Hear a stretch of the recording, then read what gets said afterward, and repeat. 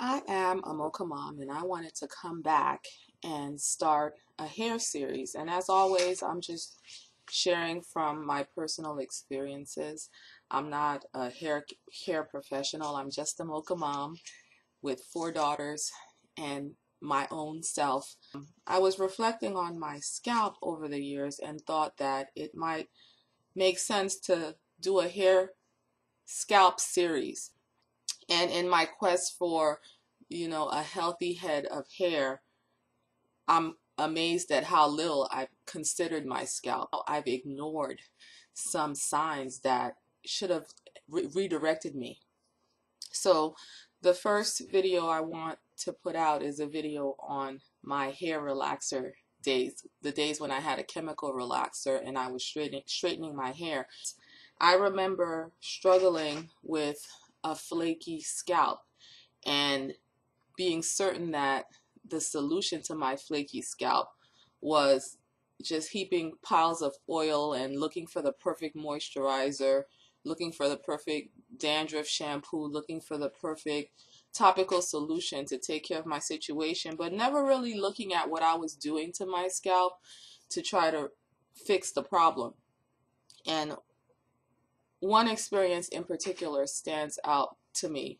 I was in my early 20s, and at that time I was relaxing my hair, and I had a sensitive scalp. So, they tell you not to scratch your scalp before you apply the chemical relaxer because it could cause burning to your scalp. And I remember whether I scratched my scalp or not, I was gonna get burned. And I used to always tell my hairdresser, make sure you put a thick layer of Vaseline or base, as they would call it, so that I won't get burned. But I always got burned to a certain degree. And I always got burned so often that I expected that, and I didn't use that as a sign that maybe I was doing something that my scalp couldn't handle. And one time, I found a really quote unquote great salon where the women were coming out with their hair bone straight, shiny, bouncy, and that's what I wanted at the time.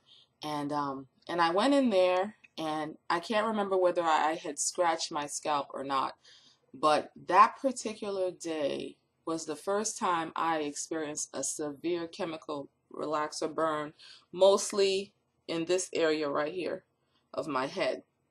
I got my hair relaxed. It looked fantastic. I was excited. I went home. My scalp kind of felt a little tender and tingly, but not anything different from what I had been used to. Another thing I used to notice was when after getting that relaxer and a slight burn, I would sit under the hot, super hot dryer so that my scalp could get cooked a good amount, to get that. And my hair would hold water, and it would take an hour to an hour and a half to dry my hair, which was about this long, or maybe like a little longer, maybe down to here, when it was straight. And so first the burn, then the hot dryer, and then I would go home and have that tingly feeling. So that day it was tingling, but I didn't think it was anything out of the ordinary. I went to bed more and more, soreness, but still thinking, maybe it burned a little bit more, but not that bad.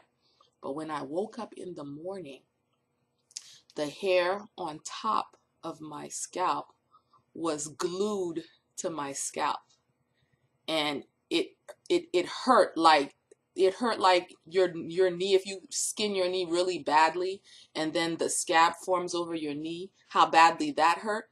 That's how badly my scalp in that area up here hurt, and I could not lift the hair off my head, because what had happened was not only did the scalp burn, but the skin broke, and some type of liquid was oozing out of my scalp, and when it all dried, all of that caused the hair to stick to my scalp.